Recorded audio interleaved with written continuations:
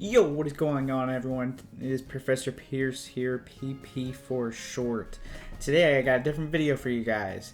We're going to be going over strategies and strengths and weaknesses for when you're facing certain decks. Obviously, I can't go over every single deck that there is, nor am I going to make like categories for them and say like, hey, this one is better than this and this is better than this, but it's mainly going to be like, I'm going to show you a couple rounds, a couple games of random assortment, and we will go over them, and I will say, oh yeah, I'll point out certain things that should be noted, and you should, oh my goodness, I almost just had a heart attack. And I'll point out things that you should notice while you're playing in the game, and if you don't, you should try to pay more attention to as you go on and play in the future. So here we got in this first round facing Paul. Obviously online it's a little different than in person, because in person you don't really know what they're gonna play, but online they got like, you know, deck sleeves and stuff, so you can kind of make an inference on what they're gonna play. See, like I got these grass Deerling sleeves, so you're probably thinking, okay, he's probably playing grass. And this guy's got Arceus sleeves, so you're probably thinking, okay, I'm facing Arceus. Which is completely fair to think about. And another thing is, you shouldn't ever place down your Pokemon on the bench first turn, like when you're sitting up like that, because if I have an escape rope, then I could use the escape rope and get you screwed. That's just a good rule of thumb. You should just keep it. You should just keep all the Pokemon in your hand. Keep all the cards hidden while you can, because it'll go to show you, or it'll go to show the opponent as little as possible. It'll show you how many cards you have in your hand. It's good to keep those hidden in general. And so I am facing this, it seems like a Chin-Pao deck here, because it's got Chin-Pao in it, and it's got a Palkia in it. So, the main thing, I'm not really worried about how I'm playing or what's going on in the background. I'm just trying to focus on telling you guys some tricks here. So how to identify strengths and weaknesses in each of these decks. The main strength from Chin-Pao decks is the reliability of damage, I would say, is number one. How much damage they can consistently put out on high numbers is very impressive. So they're obviously going to get their engine here, and with that, the engine being Frigibax, because that is the most... That and Chin-Pao just go together so well. So obviously what you want to do is when you're facing Chin-Pao deck, you're like, okay, I want to freaking dive in on that Frigibax. I want him dead, because I don't want them to consistently be able to get out as much damage as possible. So that's a good, that's something you should watch out for if you're playing this deck. You should try to get up 2 of these if you can. It's, because people are going to be diving for it very consistently. And I'll show you another way, another big weakness this deck has is Path to the Peak will be throughout this game. This deck that I play, I don't have Path to the Peak in this one, because in this deck I need a bunch of abilities, so I don't use Path. But a good way to disrupt the enemy is to run Path in your decks.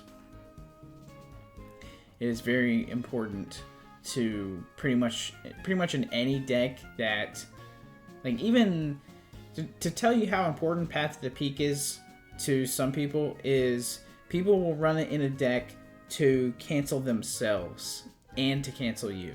So like Mew players, for example, they started running Path and Lost Vacuum so they could Path and then Lost Vacuum themselves on their turn. So they could Path you on your turn and then Lost Vacuum themselves out of it, because they think it's just that important to shutting down the opponent and how good it is at doing that. Because they have to have another stadium in hand, or they have to have a lost vacuum, or something of that manner. But usually it's not that easy just to get rid of a stadium card, because you're not going to be playing too many stadium cards in your deck. But see, my opponent here is setting up. He did have a stadium card, so that would have gotten rid of Path to the Peak if that were what it was. And another thing here is he is going to set up his engine, it seems like. Yeah, because he got the Excalibur on the bench here now. So now that that's up, that is the biggest target for me. If I can draw into my boss's orders here, which is important to have pretty much in any deck. Just another good staple card so you can actually destroy what people's engines are. Or, you know, destroy what's like the most important card on their side of the field. Because see, just let him attach freaking 4 energy at once. It's a little good, a little important maybe. And then he will attack us here and most likely kill us.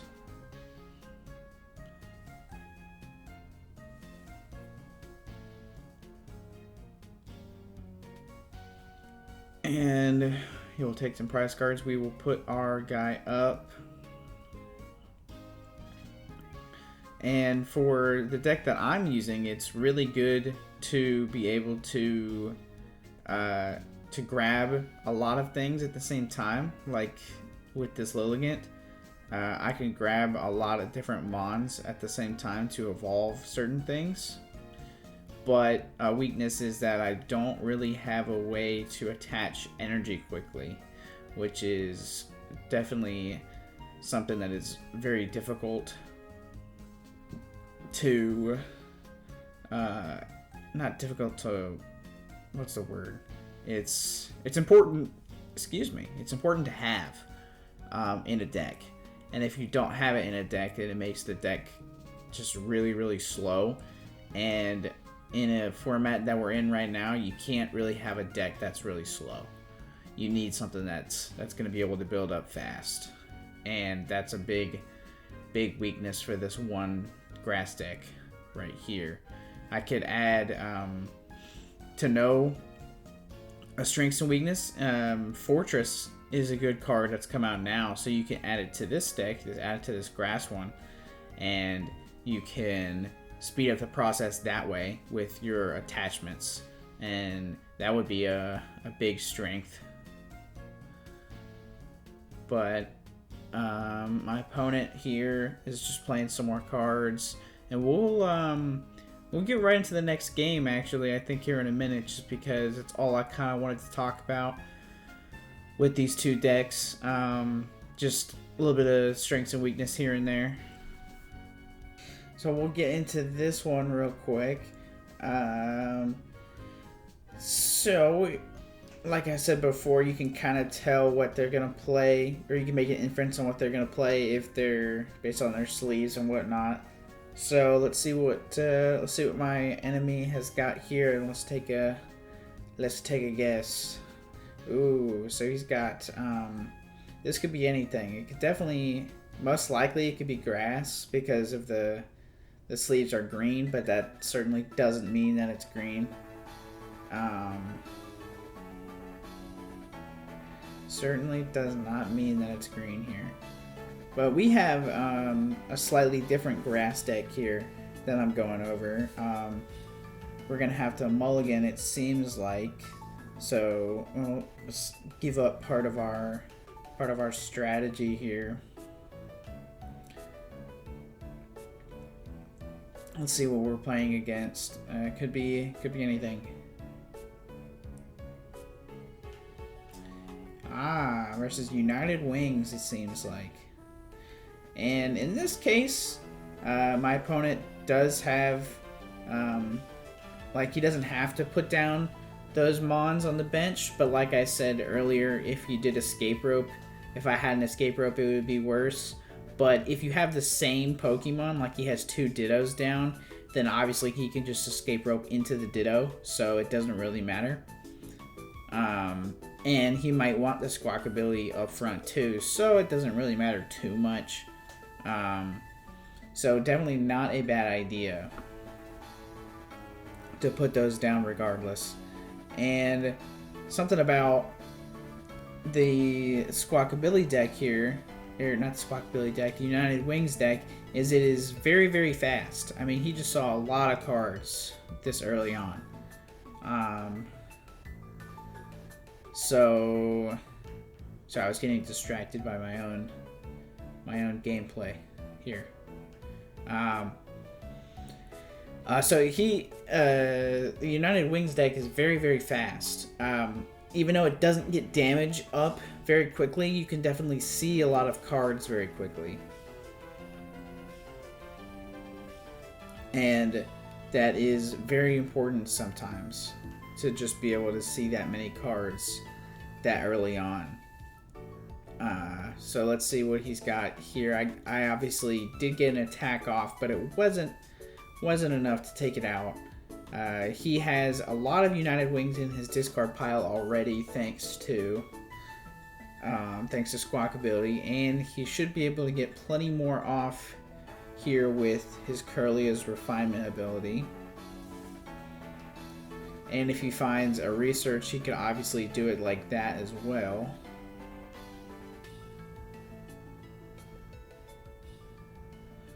But that is a big strength of the deck, is how fast it goes. But a big weakness of the deck too is the first couple turns you're not going to be hitting for a lot of damage, even if you are going very fast.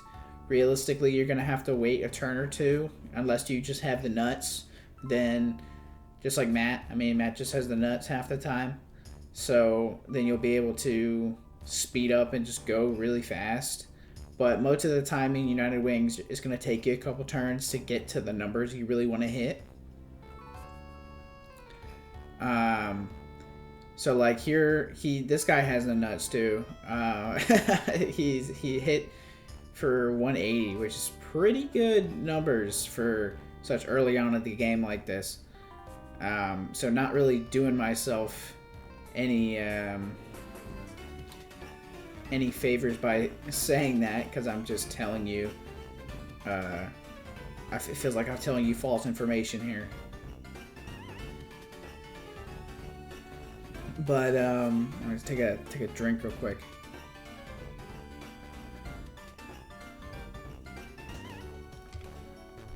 Excuse me. So that is, I would say, one of the biggest weaknesses you got to look out for. Is you got to take advantage of those first couple turns. Maybe they couldn't get up so fast. Pause. They couldn't get up so fast, so you can take advantage of it. And plus, they're a single prize deck. Any single prize deck is not gonna hit genuinely as hard as a V deck or a EX deck. And that's also something you just have to know. It's pretty important information. Most of the time, any single prizes just aren't gonna be as strong hitters as V Pokemon or EX Pokemon, hence why they only give up 1 prize card versus Vs and EXs give up 2 prize cards or 3 prize cards. But if you got the nuts, then you can just take down V cards like this very quickly. So I am getting absolutely served here on a platter. Kind of doesn't matter here. Like I said, I'm just mainly showing off some things for you guys. We did not get an energy here to attack and kill this thing, quite unfortunately. So you hate to see it.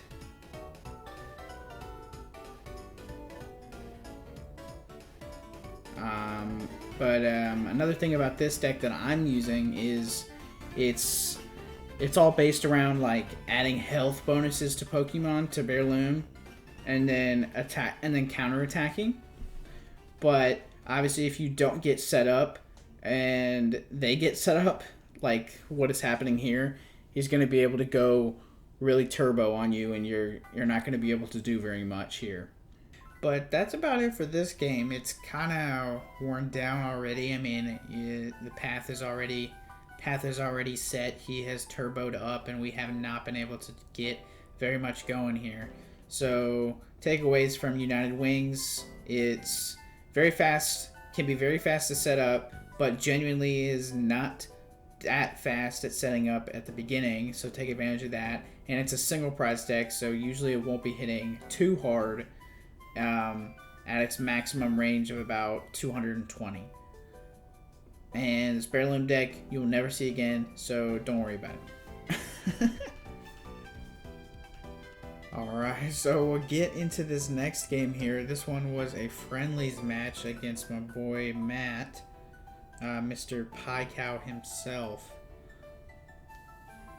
And this one is... I don't remember exactly which one this is, but I think I do.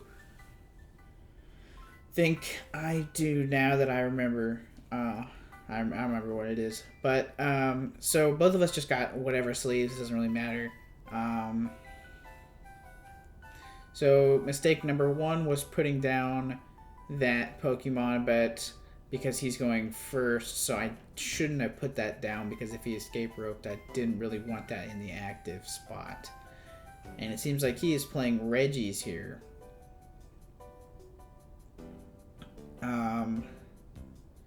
So he is going to not do very much in the first turn here. Kind of stuck, it seems like. And we are playing Tinkaton here. Tinkababy. So something about Tinkaton here, Tinkaton deck, is it can hit for a massive amount of damage, like some of the most damage in the entire game, like that you're gonna get from realistically swinging. So you gotta be careful about that, but that's only at the end of setup, obviously. So that means that there's plenty of time at the beginning of my setup that I am very vulnerable to getting sniped on the bench, or just taking out those Pokemon that aren't as strong right now, that will become very strong. So my opponent here is setting up now a little bit better. He's got some more Mons here. He's putting on the bench for him, because that is the I don't want to say strength nor weakness, but you need your entire bench full of different Pokemon. So that is kind of complicated to do usually, but he's at least got his entire bench full with all of the Pokemon he needs. But I was talking too fast. You know, it happens sometimes. So he can't really do anything here though, because he doesn't have too many things in his discard pile. So we are going to buff up our bench here, and we will take that just in case. And so the good thing about Tinkaton's deck is, as it gets going finally, you can just draw. Like, that's all you can, it's all you seem like you're able to do. So he top decks a research, which is pretty cracked. So let's see what he's got here now. Does he have more to do? So how you can tell that he has nothing is because he's not doing anything. That's another thing, is if your opponent is thinking a lot, they either have the best hand in the world, or they have like the worst hand in the world, and they're trying to figure out what to do. There's not really a big in between there. So yeah, see, he just has nothing. And so we will evolve here, put that down. Hope we grab a switch here, which we don't. And that is kind of the downside of certain decks, is because you're thinking, you know, oh, usually I only need 1 or 2 switches in a deck. But because you're like, because my opponent is going to be able to kill my stuff, and then I'm going to have to switch something else in. But sometimes if they're bricking like this, that's definitely a weakness not to have that many switches in your deck. I'm not saying to put a bunch of switches in your deck because you think your opponent is going to brick, but it's just an opportunity that, not an opportunity, it's just something that is bound to happen eventually as you keep playing, so something to be aware of. So like, I shouldn't have placed that energy on my baby Tinkaton. I should have put it on the Mew and then switched and then KO. But I didn't know, I didn't think that far ahead. So let's see, what does he got here? It doesn't seem like he has much. And he's still looking like he is bricking here. What is he going to attach that to? He's going to attach it to the Regieleki, of course. And then he's going to Ancient Wisdom for, I think, only 1. I think that was the only one in there. Let's see. Now, he had 2. But he still can't attack. I guess he was thinking about switching. So we will do this. We will find nothing. This time we will for sure be able to switch because I have decided that I want to play the game here. I will boss up the Regidrago. And that's another thing about Regideck, is you want to pay attention to how many of your things are in your discard pile and in your deck, because I am just going to target one thing in particular, so it's really hard for you to get all of them on the bench at the same time. So like, that's why I'm continuing to target the Regidrago the whole game. So like, if he puts down another Regidrago, I'm going to try my best to target that, so that he runs out of the Regidragos and he can't use the ability anymore. Just another thing to think about.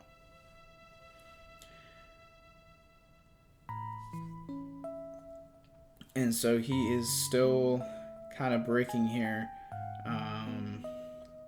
That's about it for this game. I just kind of wanted to tell you a little bit about the Regis and a little bit about the Tinkaton deck, about how it's slow and then it gets really fast and hits for an insane amount of damage. We'll finish up this turn though here, because he finally will be able to attack us, but it is kind of a bold move of him to attack us with the Regidrago because of what I just said about how I just want to target the Regidragos in particular over and over, because I want to make sure that he doesn't have them on his bench. So like, he forgot that one of them can't, one of those things can't go with the other one, so he's going to unfortunately get KO'd there without attacking. So that's another thing to think about. You gotta remember, Luminous Energy doesn't count if there's another special energy on it. Just another thing you gotta pay attention for. And we'll go ahead and get into this last game here against our boy Paikou, as well as we did before. And I know I'm kind of going over things really quickly, but it's it's not really about focusing on certain things. It's just knowing the decks that you're facing and what their strengths and weaknesses are. And some decks just don't have a lot of weaknesses. Like the Chin Pao deck doesn't have a lot of weaknesses. Its only main weakness is just bricking, pretty much, which is funny to say. So it kind of sucks when you're facing it, because it's like you don't have anything you can really do against it except for boss out the Baxcalibur, the Frigibacks. Besides that, you can't really do anything. And speak of the devil here, we got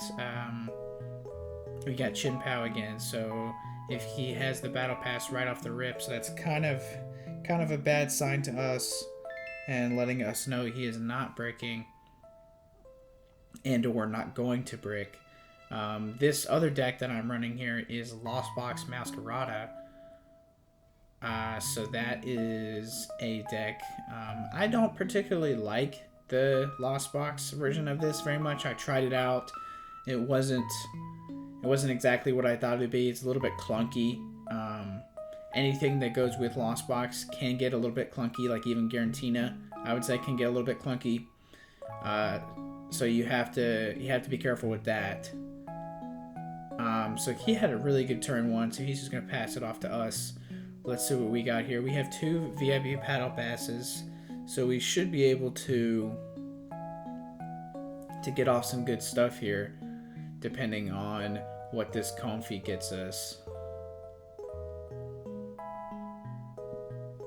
So we will attach our Grass Energy in a minute.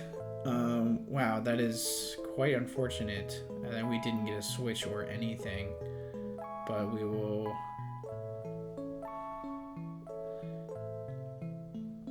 switch into our other Comfy, and I guess we'll grab this and pass it off to him again, unfortunately. So that is that's kind of what I was saying, is like it gets a bit clunky on how in most Lost Box decks I would have gotten a chorus, or I would have gotten a switch or whatever, but that time I just got 2 Masqueradas, and that wasn't really exactly what I was looking for at the moment. So you just kind of got screwed there. So you just have to, it boils down to, you just have to know what you're facing, and you have to, as long as you know like what's in their deck. So like after the first game that you play with someone, you're like, okay, you know, I see what you're running here. You just have to realize if it's going to be easy to play against, or if it's going to be difficult to play against. If it's going to be really a lot of setup at the beginning, or if they're just really fast at the beginning, or if there's one thing in particular you have to get rid of. It all boils down to, like, you know, setup by setup. I know it's kind of hard to discuss and to pinpoint certain weaknesses and strengths in decks, but I thought I would at least try to go over certain things. Maybe I'll make like a popular deck idea about it in the future.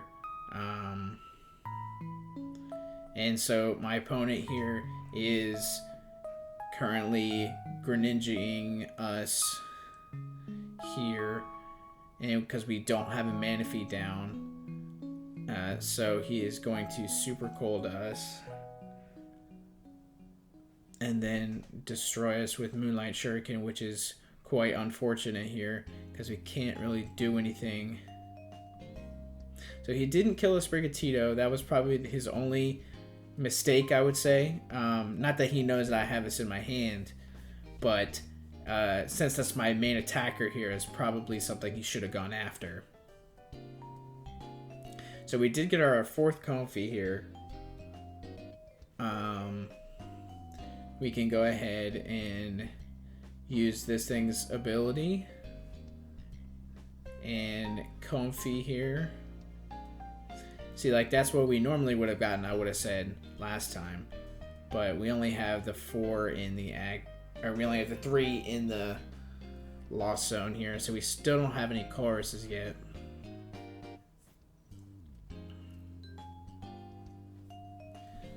So we're just gonna have to spit on this thing. We don't really got much of a choice here, unfortunately. But we can do this, actually. We can use this and shuffle these back in the deck, and then we can use Alakazam to move 20 to the Greninja, and then we can spit with him and kill him. So that's something we can do. It's pretty interesting. Bam. Take a prize card and hopefully get that out of the way. Don't want him using that again, hopefully. He probably has a Super Rod in his deck, but that's another thing, is you kind of just have to make inferences upon what people do. You have to, I would say, just assume the worst. So like, I'm just going to assume that he has a Super Rod and he's going to be able to get it out again. Unfortunately, that's probably the case. It seems like he will be able to just kill us here. Kill any one of my mons here. He may have a boss, so he might be able to boss out my Meowscarada and kill it that way. That would also be a pretty bad case of what's going to happen, and it looks like that might be the case because he is going to do that. And there is just literally nothing I can do about it. That's why this thing is so strong. It just OHKOs pretty much everything in this format now, which is crazy. So yeah, you just got to be careful. You just assume the worst for certain things. And that'll be it for this part of the video. I'll talk a little bit more about summing it up in just a second. But that will be it. So you want to look for what their most powerful Pokemon is and what Pokemon can build up other Pokemon very quickly, and you want to get rid of those as fast as possible, aka the Baxcalibur or Meowscarada in the back, something similar to those effects. You want to get rid of them as quickly as possible. You want to assume the worst in a lot of cases, because if you don't, sometimes it can come back to bite you in the butt. You want to make inferences about how your opponent's deck is going to work, and you want to make inferences about what you think they still have left in their deck or what they could be running. There's just a lot of guessing here.